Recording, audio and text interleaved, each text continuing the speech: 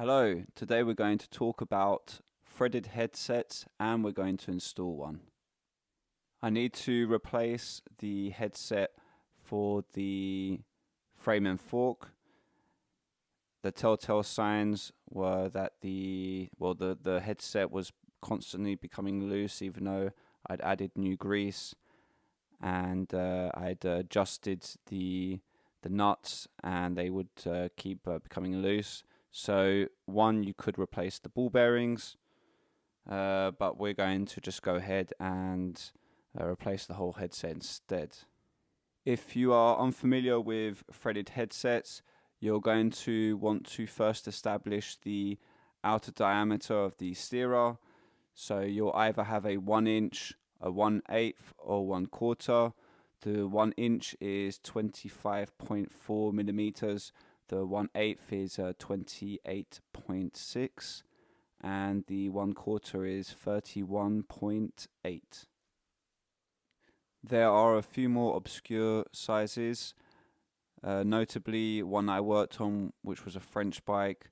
The stem was a 22 instead of a 22.2, and the outer diameter I think was just slightly smaller than the standard 25.4. And then there are other sizes for very specific frames and also for some bikes from Austria and BMX bikes, but you're not likely to have any of those. All you'll need to do to figure out the outer diameter is using this ruler. You go from one side to the other and it will be very obvious which one you have. You don't need to be very accurate with this. If you've determined that you've got a 1/8 or a 1/4, then you won't need to take notice of what I'm about to say next. You only need to worry about the stack size. If you've found out that you've got a 1 inch, you're now going to need a tool to be able to measure this accurately. The reason being is that in 1 inch you're going to more or less have 4 standards. The ISO standard, which is used in the modern day for 1 inch steerers, or threaded ones at least, and you're also going to have the JIS, which is the Japanese industrial standard, and you're going to have the French and Italian one. Now between those two standards you're going to have slight differences. One for the outer diameter of the crown race, and the other one's going to be the inner diameter of the steerer tube. So inside here. Now you're going to want to make sure that you have the right size, because if the cups, when you're going to press them in, are too large, they risk either damaging the frame, but more likely you're going to damage the cups, and that'll be a big waste of money. Now for the most part you might not need to actually measure anything, and you can just guess if you know the frame's history or age. The reason being is that a lot of bikes moved on to the ISO standard, especially during the 90s, and so all frame manufacturers made their frames the same size. However, in this particular case, for example, in this MS Racing, I'd assumed it was ISO because it was a early 90s mountain bike, and I actually found out, and luckily I didn't order a new headset yet, that it was a JIS. First measurement we're going to do is for the crown race, where it's going to seat. This one here in particular turned out to be a 27. Now if you've got a ISO, it should be a 26.4. Italian and French is going to be a 26.5, which is extremely close to the ISO standard, which means that the at least for the crown race you should be able to use an ISO crown race at the bottom, and there won't be any issues because it will be so small, the difference. Next measurement we want to make to confirm our standard is the internal diameter of the steerer tube. And by the way, unlike newer steerer tubes, both ends should be the same measurement. Now the paint could somehow obscure or give you a different reading, but if you do both measurements on the crown race and the inner tube, you should be able to have a confirmation of what standard you have.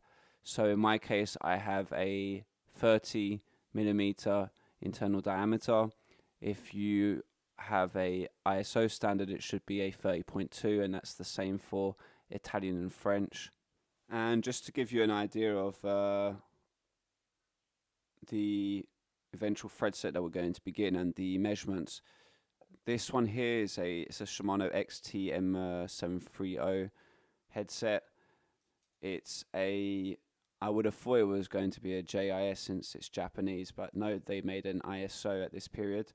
And if you measure it, you'll actually see that it's just going on to the 30.2. And same for the crown race, which is here.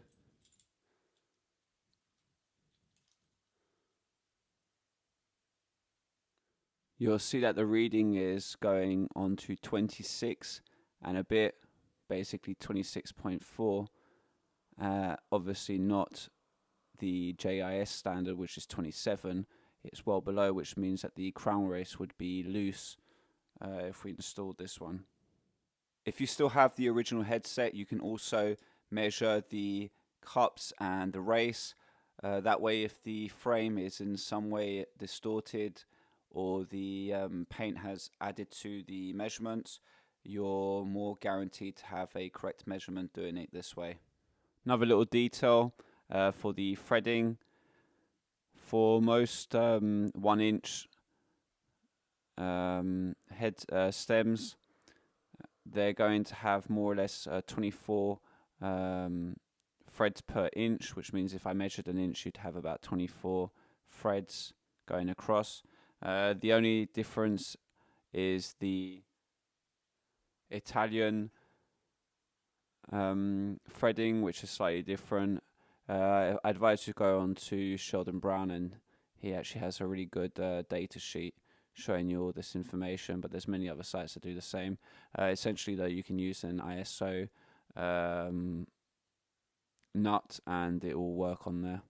Bizarrely, only Rayleigh has 26 threads per inch, so if you have a Rayleigh bike, you might be concerned with that, but only if it's a Rayleigh that's made in that was made in Nottingham, apparently, not the American one, I'm guessing. Next thing you're going to need to figure out is the stack height. When you're ordering, make sure that the seller or the website has that type of information, as it's kind of important. So what the stack height is essentially the part of the headset which is sticking out of the frame, that's outside of the frame, and you want that to be accurate because it's going to eventually thread onto your steerer, and you don't want it to be too short or too long. Now it's okay if it's, I guess, too short. You can always add on a spacer to make up for the difference. You don't want to put too many spacers though on these type of headsets, as that'll develop a bit of play, so you want to avoid doing that. If you were lucky enough, you've kept the old headset, which is going to make measuring much more easier for you.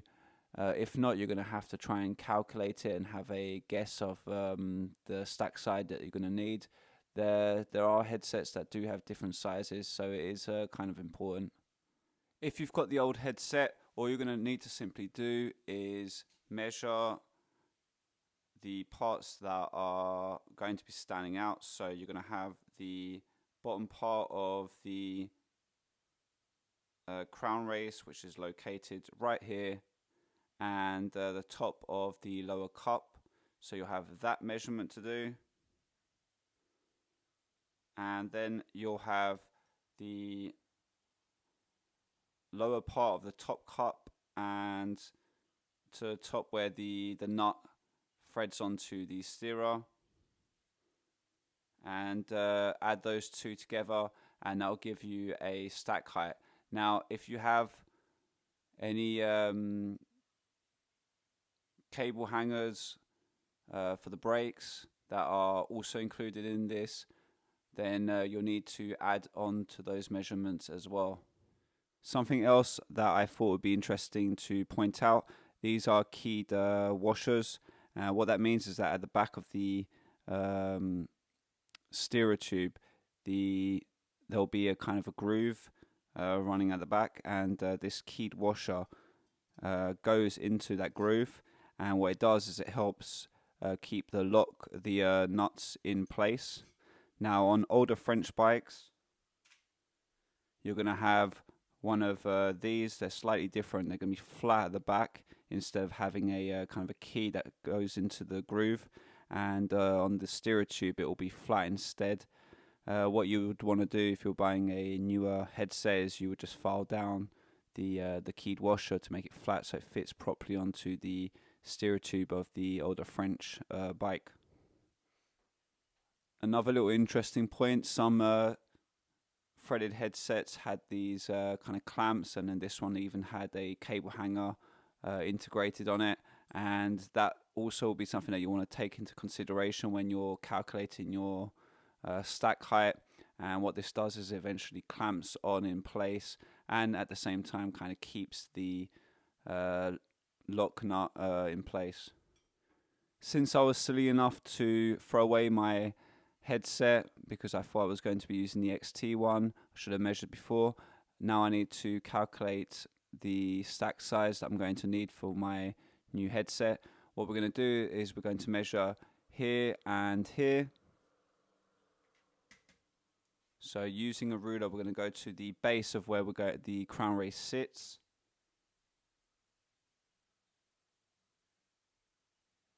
Looks like it's 150 millimeters all the way to the top. And here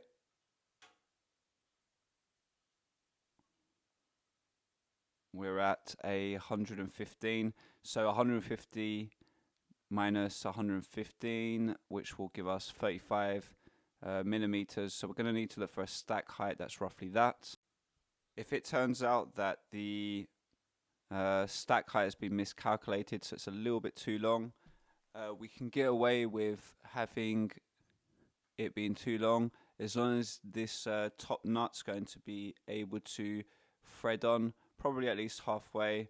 Just going to show you now, but there. So let's say this is around about halfway on. It should still kind of work, so we've got at least 2 millimeters where we can be wrong. Same thing, if it's too short we can always add on a spacer as long as it's not too high, and we should be able to get away with that as well.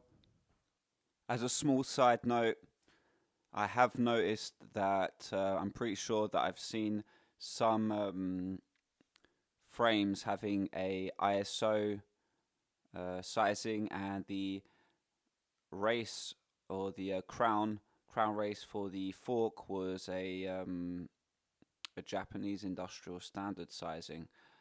Either the original owner or the owner previously had changed the fork and mixed and matched, or that's actually how it was intended. Now if that is the case, you're going to need to have two headsets, one that will be, for example, JIS and ISO for it to work.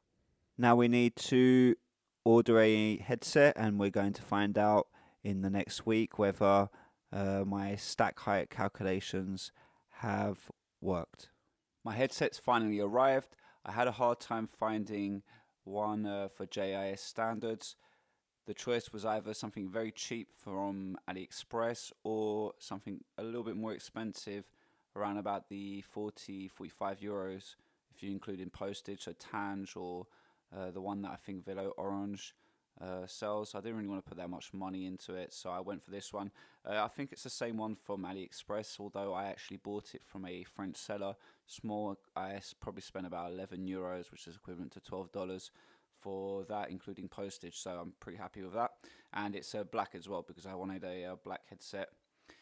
So the one I've got now is it's very, very box standard. No grease on the bearings. I'm going to have to add it on. So we're about to install it. I'm going to begin by putting a little bit of grease on the race. We're going to do the race first.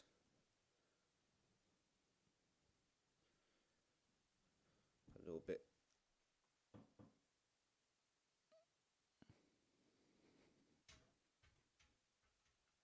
I'm lucky enough to have a race setting tool. You can get some really cheap ones. You can even get a DIY one made from kind of like a plastic tubing. Essentially, you'd want a plastic pipe that kind of goes over the top of the fork, the steering part, and is small enough to be able to kind of press against the race at the bottom of the fork and avoid damaging it as well. I have tried DIY methods before. It globally works. It's just I've also damaged some as I wasn't able to put enough force with plastic tubing. I'll probably be able to get away with this without a hammer. We're going to find out in a second.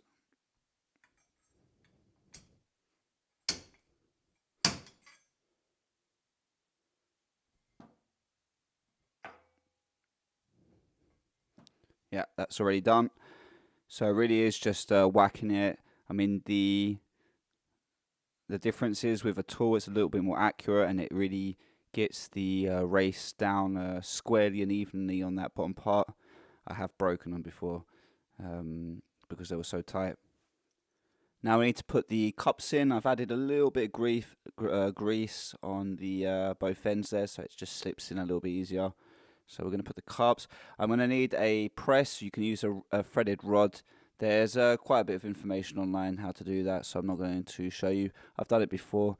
It's just that I already had a press for this, and all I needed to do is upgrade it a little bit and put some new parts for it to accept 1/8 and 1/4.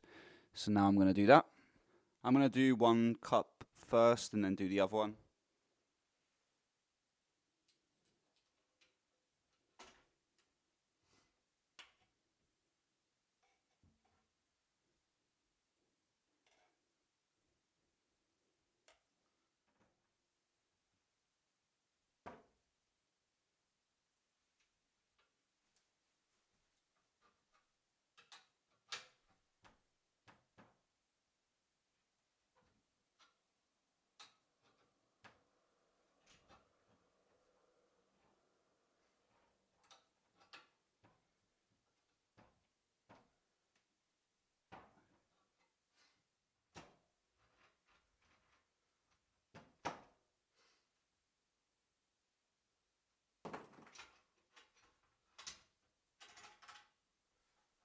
Now put the other one in. Let's tighten that up.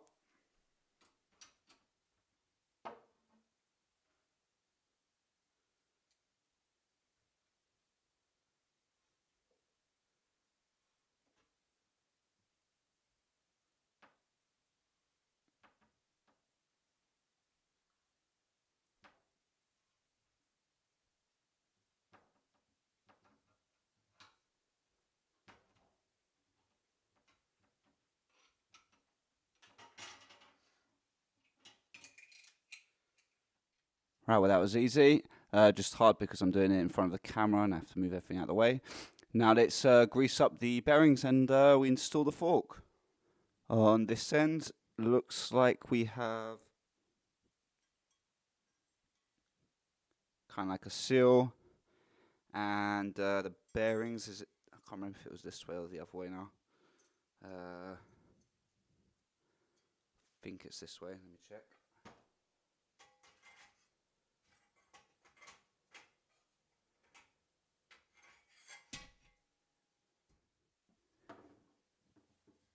Yeah, so bearings definitely this side on this one.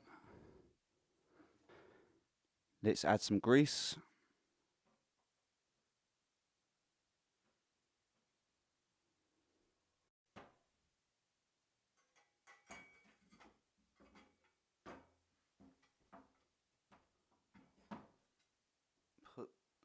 put that through.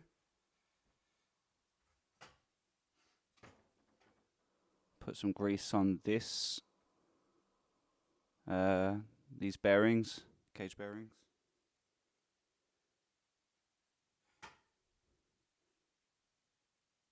Let's put it on the top.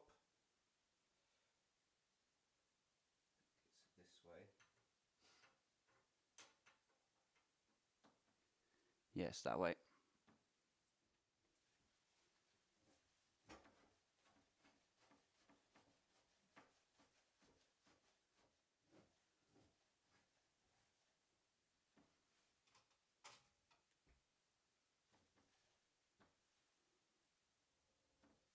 Okay.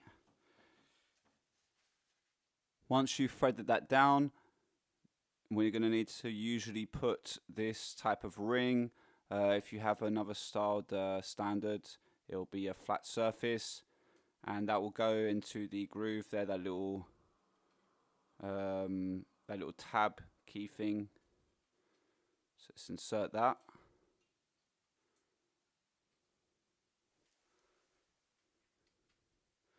We're about to find out now, as I'm going to put the final lock nut, whether I need to get a spacer or if it's going to fit perfectly. It looks like it will fit perfectly though, mine.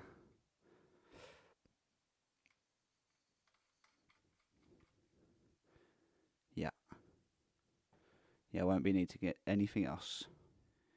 If you'll see inside here that there's not all the threading of that top nut has gone all the way down, because obviously I didn't have a lot of choice anyway in terms of headsets, so stack height practically had no importance for me. What you can do though, if your one was for example too high, if you've kept the old lock nut, you can use that one. This one here, for example, that I've got, it's I can't remember where it's from actually, but it's shorter, so there's less height. So if I put this, it will be less high. But I think this should be fine. We now come to the end. We're going to lock this down using some wrenches. You can pretty much do this with either 2 adjustable wrenches or either way. You're going to need 2 wrenches, one for the bottom, one for the top, one to keep it in place, one to lock it. But yeah, sometimes the bottom one though, you do need a thin one to kind of to give you enough room for the one on the top.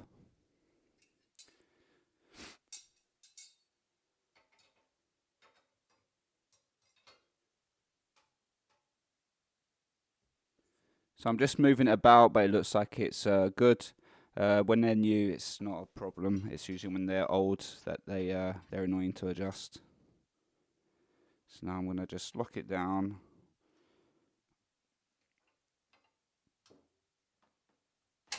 Oops.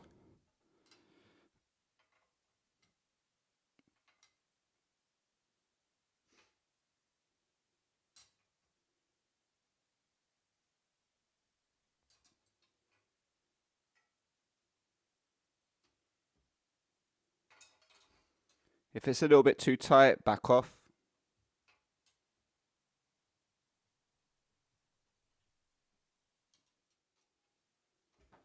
Yeah, that looks right to me. Before you install everything, you might want to, I don't know, move around the cage to have the grease work into the bearings, into the cage. And yeah, just make sure that you don't have this too tight over here. If you do it too tightly, then it will damage the bearings or the cage, and then it will not last very long. So I think that's pretty much everything that I know on this subject. If you've got any other info to add on, I'm always interested to learn something new. So thank you for listening, and until next time, peace out.